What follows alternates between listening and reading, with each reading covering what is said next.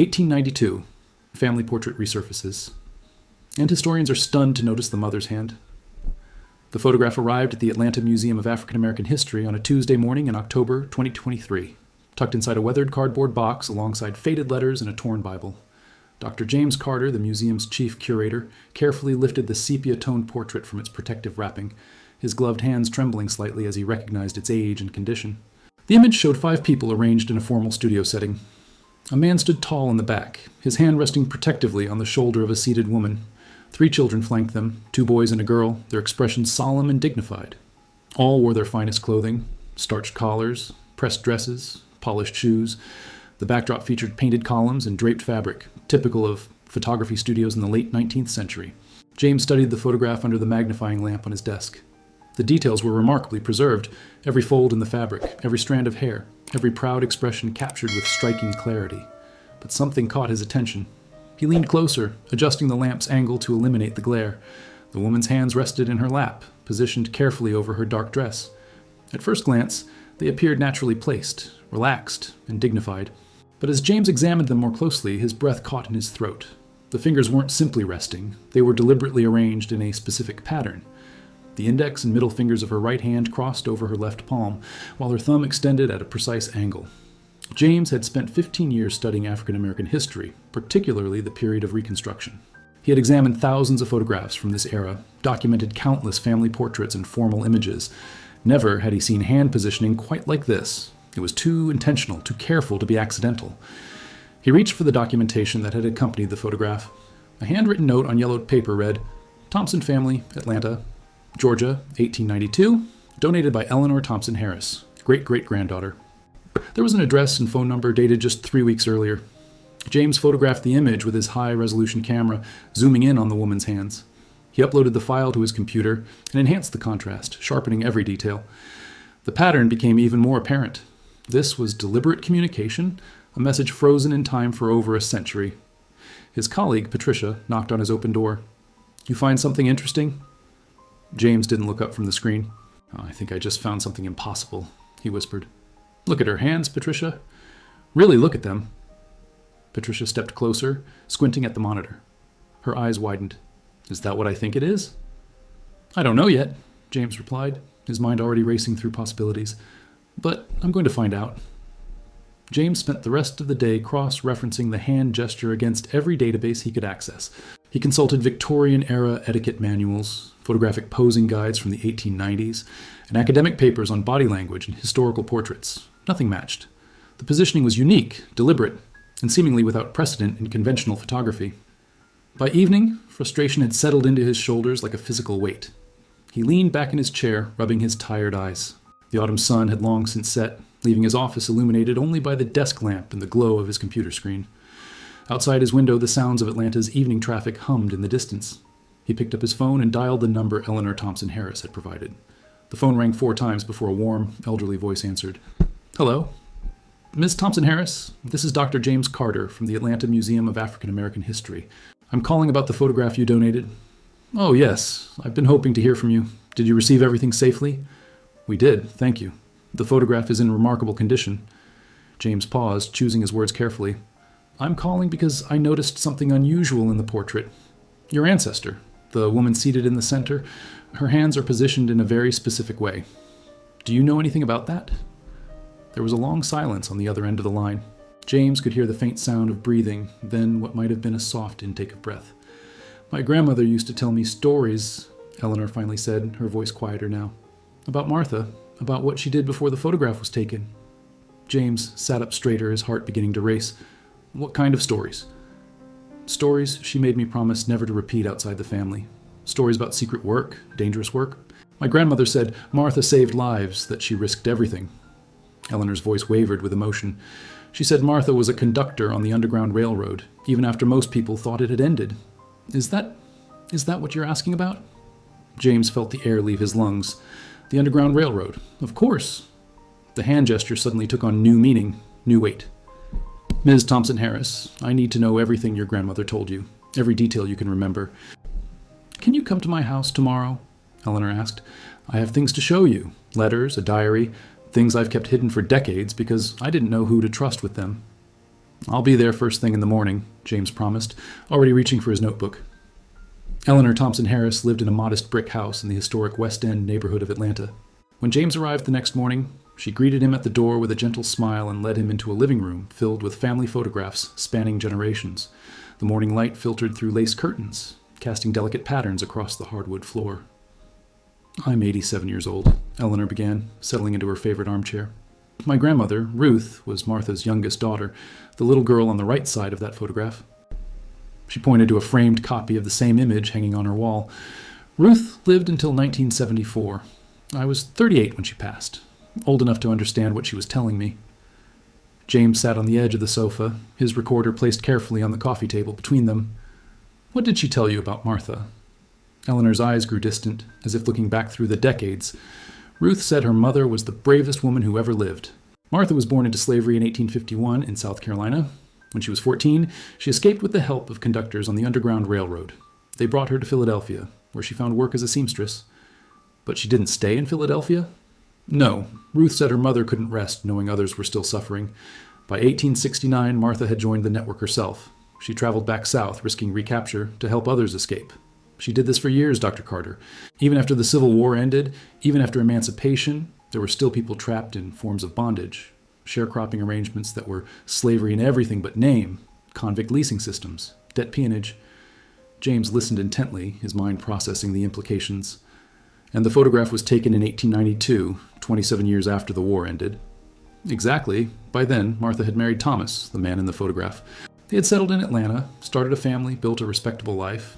But Ruth said her mother never forgot what she'd done, never forgot the people she'd helped save. The photograph was taken at a studio on Peachtree Street, a formal portrait to mark their 10th wedding anniversary." Eleanor paused, her voice dropping to almost a whisper. "Ruth said her mother insisted on that exact hand position. She wouldn't explain why, just said it was important. Did Ruth understand what it meant?" Eleanor shook her head slowly. "She was only 7 years old when the photograph was taken. She remembered the day, the new dress, the stern photographer, telling them not to move, her mother's unusual insistence about her hands. But Ruth didn't understand until many years later when she was a grown woman and Martha finally told her the truth." James leaned forward. "What truth?" "That the hand gesture was a signal, a code used by the Underground Railroad. It meant safe passage. Martha wanted it preserved forever, wanted some record of what she'd done, even if only she and a few others would ever understand it." Armed with Eleanor's revelations, James returned to the museum with renewed purpose. He immediately contacted the Library of Congress, the National Archives, and several universities with extensive collections on the Underground Railroad. If Martha's hand signal was indeed an authentic code from the network, there had to be documentation somewhere. He started with the Smithsonian's collection of slave narratives and conductor accounts. For 3 days, he read through digitized documents, searching for any mention of hand signals or visual codes. Most references focused on quilts, songs, and verbal passwords.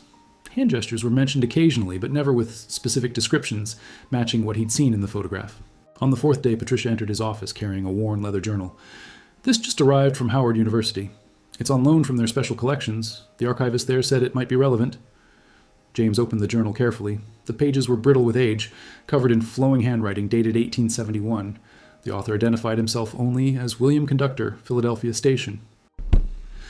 James began reading, his eyes scanning quickly through entries about safe houses, routes, and close calls with slave catchers. Then, on page 47, he found it. William had written, "Met with Martha from Carolina today. She returned south again despite my warnings. Showed me the signal she uses, fingers crossed, thumb extended. Says it identifies her to those who need help, lets them know she's safe. I worry for her, but her courage cannot be questioned." Where James's hands trembled as he photographed the page. This was confirmation. Martha was real, her work was documented, and the hand signal in the photograph was exactly what Eleanor had said it was. But he needed more. He needed to understand the full scope of what Martha had accomplished. He spent the next week diving deeper into archives. He discovered church records from Atlanta's First African Baptist Church, showing the Thompson family as members. He found census records documenting their address and occupations. Thomas worked as a carpenter. Martha was listed as a seamstress, just as Eleanor had said. But the most significant discovery came from the Georgia Historical Society. In a collection of letters donated decades earlier by a white abolitionist family, James found correspondence between a woman named Martha and a Quaker activist in Philadelphia named Elizabeth. The letters, written between 1870 and 1891, were carefully worded but unmistakable in their meaning. In one letter from 1873, Martha wrote, I have helped 3 more friends find their way to better circumstances this month. The journey grows more dangerous as vigilance increases, but the cause remains just. Another from 1878.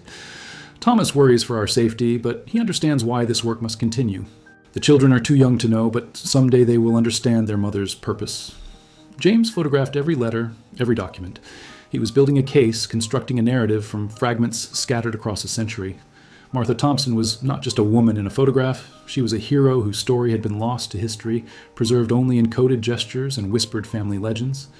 James knew he needed to find more of Martha's descendants. Eleanor had given him names, her cousins, their children, anyone who might have inherited family stories or documents. He created a family tree, using census records and genealogical databases to trace Martha's bloodline forward through 5 generations. His search led him to Chicago, where Martha's great-grandson Robert worked as a high school history teacher. James called him on a cold November afternoon, explaining his research and the photograph. Robert was silent for a long moment before speaking. "I've heard whispers about this my whole life," Robert said quietly. "My father used to say we came from strong people, brave people, but he never gave details. Said some stories were too dangerous to tell even now. Would you be willing to meet with me? Share what you know?" 2 days later, James flew to Chicago. Robert met him at a coffee shop near his school, a tall man in his 50s with Martha's same determined eyes. He carried a manila envelope, worn at the edges. "This belonged to my father," Robert explained, sliding the envelope across the table. "He made me promise to keep it safe, to pass it down. I've never shown it to anyone outside the family."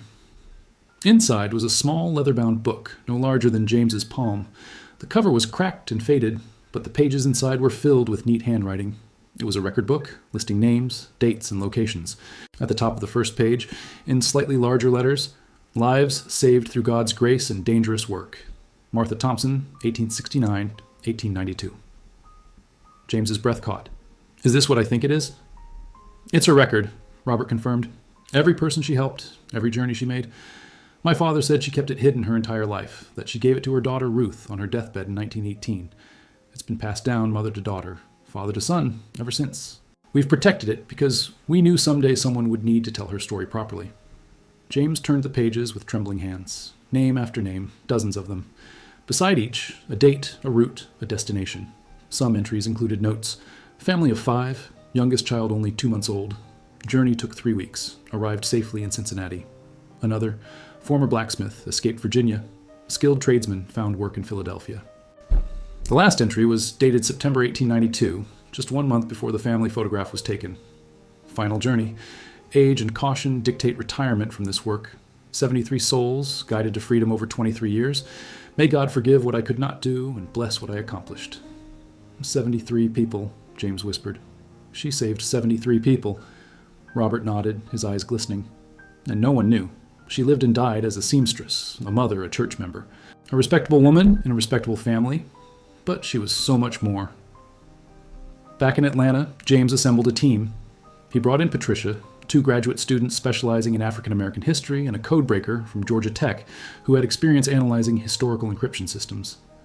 They gathered in the museum's research room, the photograph projected large on the wall. "We know what the hand signal meant to Martha," James explained, "but I want to understand if it was part of a larger system. Were there other signals? Other codes used by the network?" The codebreaker, a young woman named Lisa, studied the image intensely. "Hand signals were practical for the Underground Railroad," she said. "They could be used in situations where speaking was dangerous, in crowded markets, on street corners, anywhere slave catchers might be watching. A conductor could identify themselves without saying a word." One of the graduate students, Michael, pulled up his research on a laptop. "I found references to other gestures in conductor narratives. A hand placed over the heart meant safe house nearby. Fingers touching the brim of a hat meant danger, do not approach." These signals varied by region, by network. Each group of conductors had their own system. So Martha's crossed finger signal might have been specific to her network, James mused. A Philadelphia to Georgia route, perhaps. Over the next several days, they mapped out possible routes based on Martha's record book and historical knowledge of the Underground Railroad. They identified safe houses, known conductors, and documented escape routes. Martha's journeys had followed a pattern: south to rural Georgia and South Carolina, gathering people trapped in exploitative labor systems, then north through Atlanta, Chattanooga, and Louisville, finally to Philadelphia or other northern cities. Patricia discovered something crucial in a collection of wanted posters from the 1870s. One, issued by a Georgia plantation owner, described a Negro woman, approximately 30 years of age, skilled with needle and thread, known to move among plantations offering sewing services, suspected of inciting workers to abandon their contracts, reward offered for information. "That's her," James said immediately. Martha used her skills as a seamstress as cover. She'd traveled to plantations and farms, ostensibly to do sewing work, but really to make contact with people who wanted to escape. The hand signal would have been how she identified herself to those who'd heard about her through the network. Lisa nodded thoughtfully. "It's brilliant, actually. A black woman traveling alone would draw suspicion unless she had a legitimate trade. Seamstresses were in demand, especially in rural areas where skilled workers were scarce. She could move relatively freely, make contact, assess situations, and plan escapes without raising immediate alarm." The team worked to verify each entry in Martha's record book. Using genealogical databases, census records, and city directories, they traced the fates of many of the people she'd helped. A blacksmith who'd settled in Philadelphia and opened his own shop, a family who'd made it to Canada and established a farm, a young woman who'd become a teacher in Boston. Each life represented not just a rescue, but a legacy. Children, grandchildren, entire family trees that existed because Martha had risked everything. As James delved deeper into the photograph itself, he decided to investigate the studio where it had been taken. Eleanor had mentioned it was on Peachtree Street in Atlanta. Using city directories from 1892, he identified 3 photography studios operating on that street at the time. The most prominent was owned by a man named Frederick Harrison, a white photographer who'd established his business in 1887. James found an article in the Atlanta Constitution from 1893 announcing Harrison's sudden departure from the city. No explanation was given. The studio had simply closed, and Harrison had vanished from public record. Intrigued, James tracked Harrison's history backward. He'd come to Atlanta from Philadelphia in 1886. Philadelphia, the same city where Martha had lived and worked with the Underground Railroad network. The connection seemed too specific to be coincidental. James contacted the Philadelphia Historical Society and requested any information on Frederick Harrison. What he received 2 weeks later made everything click into place. Harrison had been a member of the Pennsylvania Anti-Slavery Society. His photography studio in Philadelphia, which he'd operated from 1878 to 1886, had been listed in abolitionist networks as a safe location, a place where escaped slaves could receive assistance. He was part of the network, James explained to Patricia. Harrison knew Martha from Philadelphia. When he moved to Atlanta, he may have continued supporting the cause in secret, and when Martha came to him for this family portrait, he knew exactly what she was doing with her hands, Patricia finished. He would have recognized the signal immediately. James found more evidence in Harrison's business records, preserved at the Atlanta History Center. In 1892, the year the Thompson photograph was taken, Harrison had photographed dozens of African-American families, far more than his white competitors. His prices were lower for black clients, and according to handwritten notes in his ledgers, he often waived fees entirely for families in difficult circumstances. One entry stood out: Thompson Family Portrait, October 1892. No charge. An honor to document such dignity and grace. Below it, in smaller writing, may her courage never be forgotten, though only a few of us will ever know. Harrison had understood. He'd recognized Martha's signal and preserved it with meticulous care. The photograph wasn't just a family portrait. It was a collaboration between 2 members of a secret network, a final documentation of a hero's quiet defiance. James discovered that Harrison had died in 1910 in Pennsylvania, having returned to Philadelphia after leaving Atlanta. His obituary mentioned his photography work, but nothing about his abolitionist activities. Like Martha, he'd kept his secrets, carrying them to his grave. But unlike Martha, he'd left behind no record book, no descendants to preserve his story. Only the photographs remained, silent witnesses to his role in the network. Eleanor provided James with Martha's death certificate and burial information. She died in 1918 at age 67 during the influenza pandemic that swept through Atlanta. She was buried in the historic Oakland Cemetery, in a section reserved for African-American families. James visited the grave on a gray December morning. The headstone was simple: Martha Thompson, 1851 to 1918, beloved wife and mother. Nothing about her courage, nothing about the 73 lives she'd saved, just a quiet marker for a woman the world had forgotten. But Eleanor had given him something else: Ruth's diary, written in the 1920s, years after Martha's death. In it, Ruth recorded everything her mother had told her in those final weeks of life, when the pandemic was taking its toll and Martha knew her time was ending. James read the entries in his office, the winter rain pattering against his window. Ruth's handwriting was shaky in places, emotional. Mother told me today about the night she helped a family with 6 children cross the river outside Louisville. The youngest fell in. Mother jumped in after him, nearly drowned herself, but she got him to the other side. She never told anyone that story until today. She has hundreds like it, stored in her heart, carried in silence all these years. Another entry. She said the hardest part wasn't the danger. It was coming home afterward, sitting at the dinner table with us, pretending to be just a seamstress, just a mother. She said she felt like two different people, the respectable Martha everyone saw, and the conductor Martha, who only existed in darkness and secret moments. She said she never regretted it, but the weight of those secrets grew heavier every year. In the final entry, written just days before Martha's death, Ruth recorded her mother's last words about her work. "I did what I could with what I had.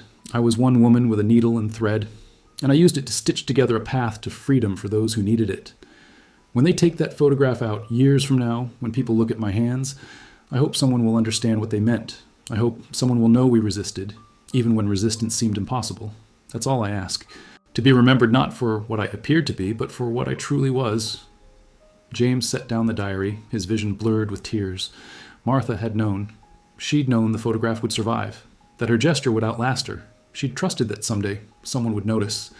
And 131 years later, here he was, noticing, understanding, preparing to tell the world. James spent 3 months preparing the exhibition. It would be the centerpiece of the museum's new permanent collection on African American resistance and resilience. He worked with designers to create a space that honored Martha's story while educating visitors about the broader context of the Underground Railroad and post-Civil War activism. The photograph would hang in the center, enlarged and dramatically lit. Surrounding it would be the evidence he'd gathered. Pages from Martha's record book, letters, Harrison's ledger entries, Ruth's diary excerpts. Interactive displays would explain the hand signal code system, show maps of escape routes, and tell the stories of the 73 people Martha had saved. James tracked down as many of Martha's descendants as he could find. Beyond Eleanor and Robert, he located 12 others scattered across the country, teachers, engineers, artists, retirees. He invited them all to Atlanta for the exhibition's opening in March 2024. The week before the opening, James gave a lecture at Emory University about his research. The auditorium was packed with students, professors, and community members. He told Martha's story from beginning to end, showing slides of the photograph, the documents, the evidence that proved her extraordinary life. During the question period, a young woman in the front row raised her hand. "Dr. Carter, you've proven that Martha Thompson was a hero. But how many other people like her existed? How many other heroes are hiding in old photographs, waiting to be discovered?" James smiled, though the question carried a bittersweet weight. That's exactly the point. Martha was exceptional, but she probably wasn't unique. The Underground Railroad and other resistance networks depended on ordinary people doing extraordinary things in secret. Most of them left no records. They couldn't. It was too dangerous, so their stories died with them. Martha was lucky. She kept a record, she had descendants who preserved it, and she left us that photograph with its coded message.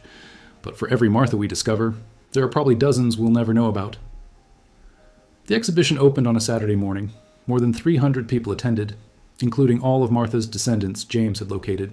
Eleanor, now using a walker but still sharp and graceful, cut the ribbon alongside Robert. News cameras recorded the moment. Local and national media had picked up the story, the photograph, the hand signal, the incredible revelation of Martha's secret life. James watched as visitors moved through the space, reading the labels, examining the documents, standing in front of Martha's photograph. He saw children pointing at her hands, asking their parents what the gesture meant. He saw elderly visitors weeping quietly. He saw scholars taking notes, already planning their own research projects. In the months following the exhibition's opening, Martha's story spread far beyond Atlanta. Academic papers were written about her and the network she'd worked within. Documentary filmmakers approached James about creating a full-length film. Schools began incorporating her story into their curriculum on the Underground Railroad and Reconstruction-era resistance. But the most meaningful response came from the descendants themselves. In June 2024, they organized a family reunion in Atlanta, the first time many of them had met. Over 100 people gathered, all connected by blood to Martha Thompson, all alive because she'd been brave enough to risk everything. James was invited to attend. He stood at the back of the church hall where the reunion was held, watching as Eleanor addressed the crowd. At 88, she spoke with clarity and passion about the grandmother she'd never met but had spent her life honoring. Martha Thompson was a seamstress, Eleanor said, but she didn't just sew fabric, she stitched together hope and freedom. She threaded courage through her life and the lives of 73 others. And because of her, all of us are here today. Her descendants, yes, but also the descendants of those she saved. We are her legacy. Every life in this room, every child, every dream, every achievement, they all exist because one woman refused to accept injustice and did something about it. After the speeches, Robert approached James. "On behalf of the family, we want to thank you. You gave us back our ancestor. You made sure her sacrifice wouldn't be forgotten." James shook his head. "Martha did that herself. I just noticed what she wanted us to see." The photograph remained on display at the museum, drawing thousands of visitors each month. People came from across the country to see it, to stand before Martha's image and understand the courage represented in her carefully positioned hands. The gesture that had once been a secret code was now a public symbol of resistance, ingenuity, and hope. James continued his research, investigating other photographs from the era, looking for similar signals and hidden messages. He discovered 3 more possible examples: hand positions, clothing choices, objects held in specific ways that might have carried meaning beyond what appeared on the surface. Each one opened new avenues of inquiry, new potential stories waiting to be uncovered. One evening, as he was preparing to leave the museum, a young visitor approached him. She was perhaps 10 years old, clutching a notebook. "Dr. Carter, I saw the exhibition about Martha Thompson. I'm doing a school project about her." "That's wonderful," James replied. "What did you learn?" The girl looked up at him with serious eyes. "I learned that ordinary people can do extraordinary things. And I learned that even when nobody's watching, even when nobody knows, doing the right thing still matters. Because someday someone might notice. Someone might tell your story." James felt emotion tighten his throat. "That's exactly right. What else did you learn?" "I learned to look closer," the girl said. "At old photographs, at history, at everything. Because important things are sometimes hidden. And if we don't look close enough, we might miss them." As James walked to his car that evening, the Atlanta skyline glowing in the dusk, he thought about Martha Thompson. He imagined her in that photography studio in 1892, carefully positioning her hands while her husband and children watched, trusting that her message would survive. She'd been right to trust. Her secret had waited 131 years, but it had endured. The photograph was no longer just a family portrait. It was a testament to hidden courage, a reminder that history is full of untold stories, and a challenge to anyone willing to look closer, to notice the details others might miss. Martha Thompson had saved 73 lives through dangerous, silent work. And now, more than a century later, her hands still spoke across time, teaching new generations about bravery, resistance, and the power of one person to change the world, even if that change remains invisible for over 100 years.